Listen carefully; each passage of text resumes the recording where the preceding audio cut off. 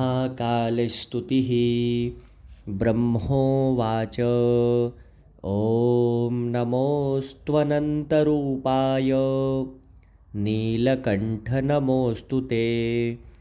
अविज्ञातस्वरूपाय केवल्यायामृताय च नान्तं देवा विजानन्ति यस्य तस्मै नमो नमः। यं न वाचः प्रशंसन्ति नमस्तस्मै चिदात्मने।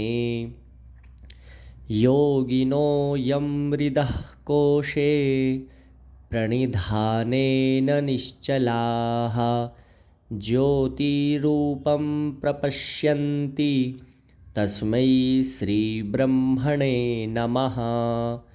कालात् पराय कालाय स्वेक्षया पुरुषाय च गुणत्रयस्वरूपाय नमः प्रकृतिरूपिणे।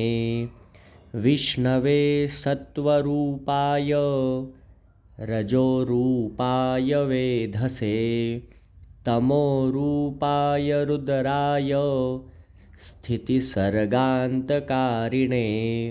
नमो नमः स्वरूपाय पञ्चबुद्धीन्द्रियात्मने क्षित्यादिपञ्चरूपाय नमस्ते विषयात्मने। नमो ब्रह्माण्डरूपाय तदन्तर्वर्तिने नमः। अर्वाचीनपराचीन विश्वरूपाय ते नमः।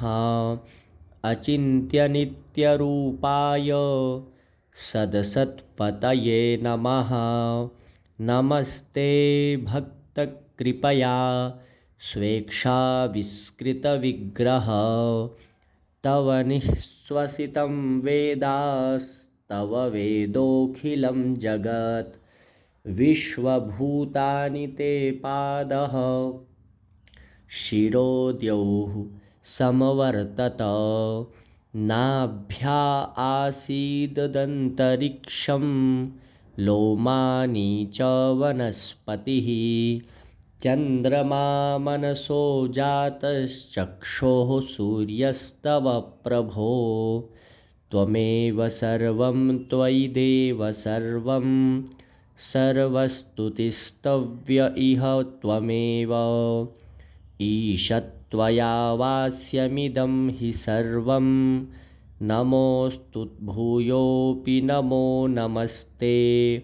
ईशत्वया वास्यमिदं हि सर्वं नमोऽस्तु भूयोऽपि नमो नमस्ते।